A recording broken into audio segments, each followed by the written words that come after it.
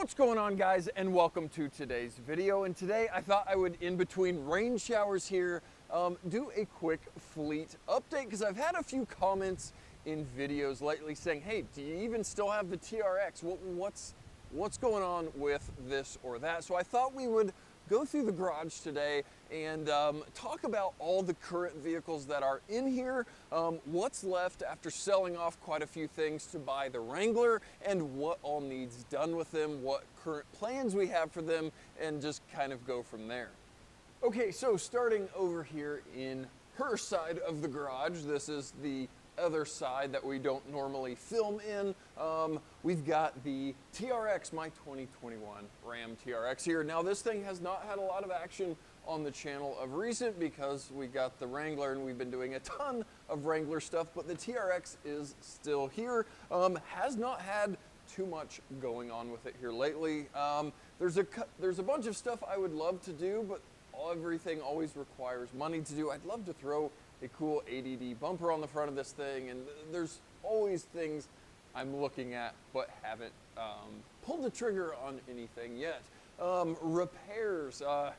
This thing does actually kind of need a large repair. Quite a while ago now, I had a video talking about a cylinder head replacement. This thing was burning coolant, had a misfire, yada, yada, yada. In that video, I think I talked or hoped that the other side wasn't going to have an issue. Hopefully the robot tightened the bolts a little bit better on the other side, because this had loose cylinder head bolts causing a head gasket to seep coolant, a misfire. The other side is kind of doing it, not to the effect of setting a misfire, but on startup, you'll have a little bit of a rough idle. You'll smell sweet smell from the exhaust. So like I kind of assumed, but hoped wasn't going to happen is, I'm pretty sure the other cylinder head needs to be replaced. The head gasket, the bolts are loose, just like it was on the other side. I don't know if I'm gonna show any of that. We already had a video kind of talking about that.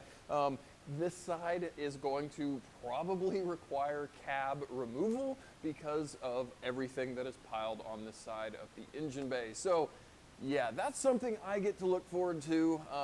It is obviously under warranty. It's a factory issue.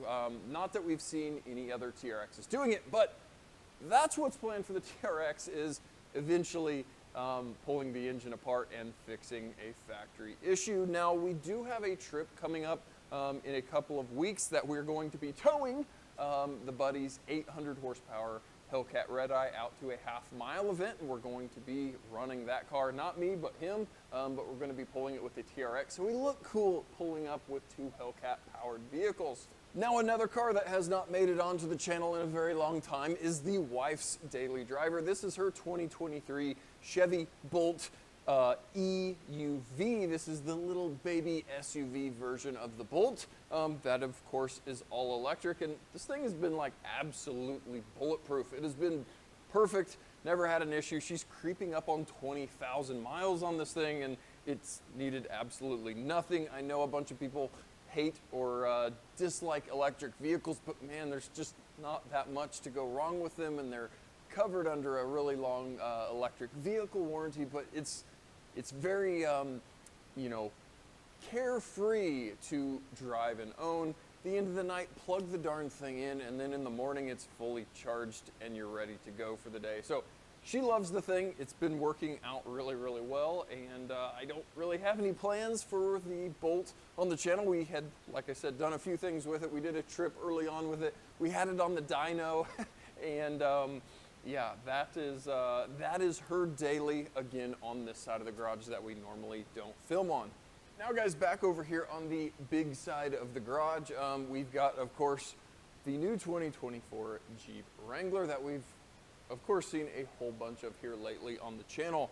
We are now just waiting for the rain to kind of chill out so we can actually go wheeling. Now, again, I made that comment in the last video, and a bunch of people said, really, you're scared of mud with a Jeep to go off-roading?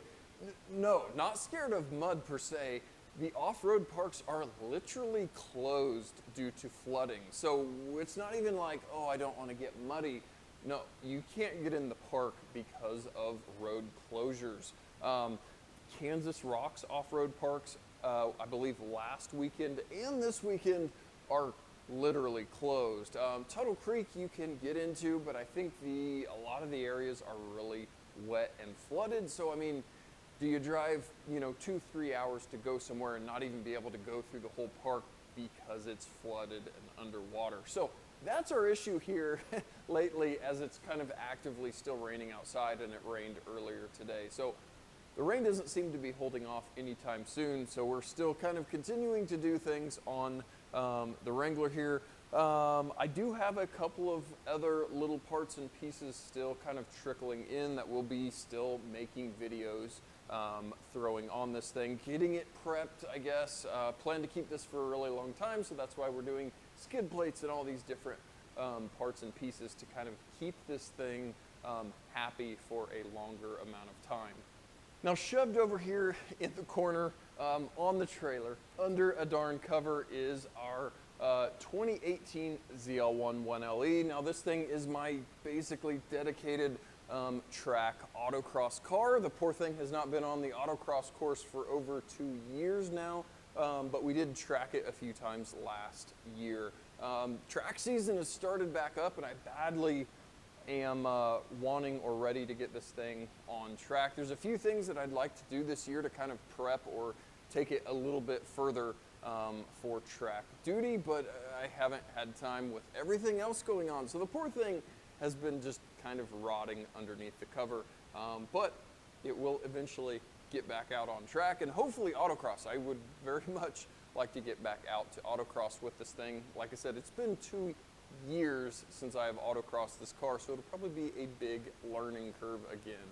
So guys, not a terribly exciting video, but I just wanted to kind of answer, like I said, I've had quite a few comments saying, hey, do you have the TRX still? Do you have this? Do you have that? My personal cheap Jeep, my 99 Jeep Grand Cherokee WJ, was one of the things that needed to get sold to fund the Wrangler.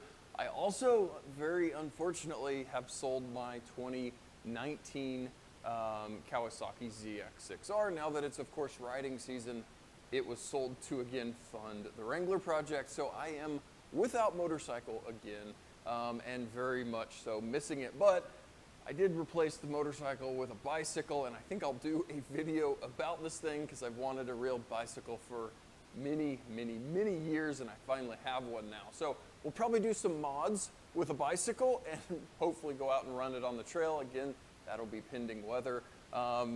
Red WJ is not mine. I'm helping a friend save this one, if you will. It's his personal that we're doing a few little parts and pieces on. So we may actually have a video on this because it's kind of a cool upgrade to your 4.7 liter WJ. So I might actually do a video shortly here on that upgrade or repair for the WJs with the 4.7. So guys, yeah, that is the update. That's everything left in the garage post sell-a-thon for the Wrangler. I think I had sold the motorcycle and, like I said, a couple of Grand Cherokees. The last time we had the 07 Jeep Grand Cherokee in here, and that has went on to its new home. So that thing was all done, fixed. I've been daily driving that thing for quite a while. So that was a really nice Jeep, and like I said, it has moved on to its new home. So I've got more room in the garage to hopefully save another one. So guys, thanks for coming out and hopefully answering some of your questions on what's left, what's gone, what's still there. And until next time, guys, thank you so much for watching, and we'll catch you guys next time.